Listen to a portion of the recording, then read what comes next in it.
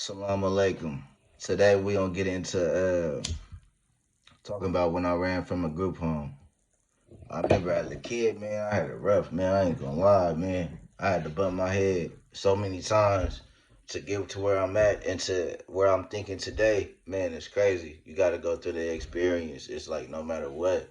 But I remember I used to always get sent to group homes and the people used to never let me go home. I'm talking about the white people. They used to never let me go home. I'm talking about the judge. They used to be like, we gonna send him to a group home, make him a 602 to the state.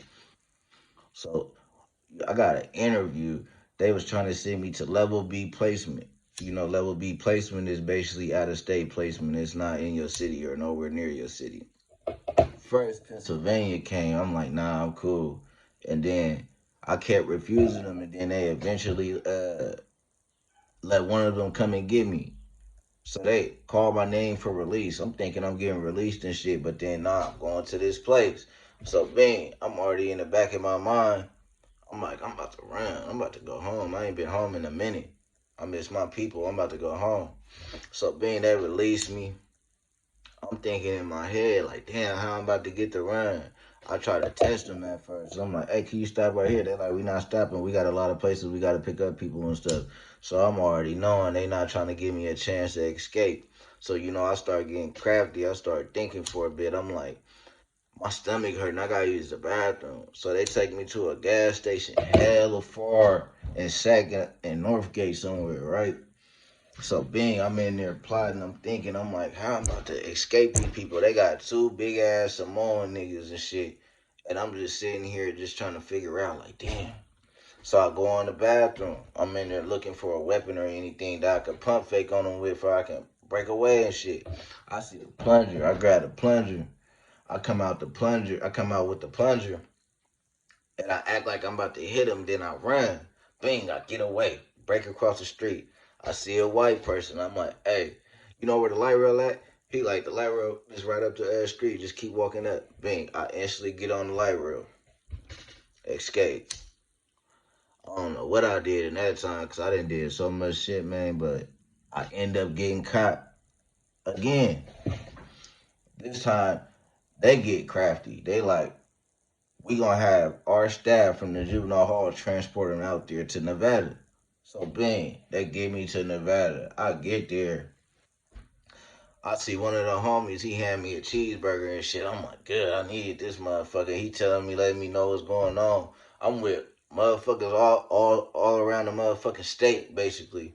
So in that motherfucker, they make you work out.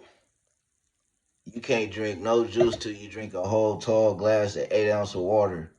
Like it's hella strict. Like they really running some like boot camp shit there. So I get to thinking, I'm like, damn, I ain't about to get up and work out every morning and do this type of program. So I get to thinking, I'm like, I gotta come up with a way I can get out of this program because the nearest town was 20 miles ahead. So I'm thinking like, damn, I can't walk 20 miles, so I gotta figure out how to get closer. So I tell them, mind you, they on it. The program, the RLP program, Rites of Passage program, is on an Indian reservation. So I tell them my teeth hurt, and I put in a sick call telling them my teeth hurt. They take me to the doctor. The doctor do the X-ray on my teeth. He see that's a little problem, but it really wasn't hurting or nothing. So bang, they take me in town. They put me in a little regular little white shirt, some little burgundy short, and some flip flops. So the whole time I'm near the dude begging me not to run or nothing. He like, please don't run on me with you. Whoa, whoa, whoa, whoa. I'm like, fuck all that. I'm about to run. I'm about to get back home to my family. So bang, we come out the little doctor room. I come out and coming out the door, going into the parking lot. I'm acting like I'm walking towards the car, but being I break right and take off running on him. He like, hey, stop! He trying to chase me and shit. I jump the fence, I get loose on him. Bang! I already know that the police is gonna be on the lookout for me, so I'm hiding and shit, trying to, get further. So bang! I see another white person.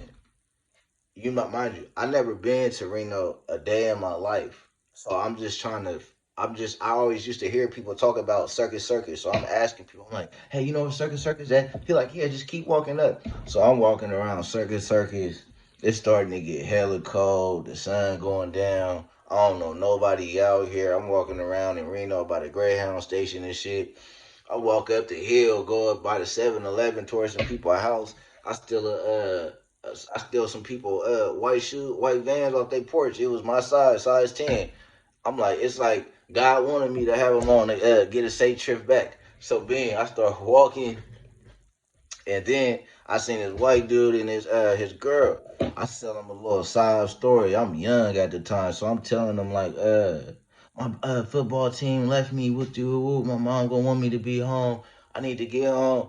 He like, I can get you a ticket back, or you can stay in my room. I'm like, hell nah. In my head, I'm like, hell nah, I ain't about to stay in your room. Give me a ticket. So the dude bought me a ticket. I called my cousin. I'm like, pick me up at the Greyhound, bro. I'm about to be there in 3 hours. What you, whoa, whoa, whoa. Next thing you know, I get there, he buy the ticket, get me on the bus, buy me something to eat, and I get back to Sac. Made it. Thank God.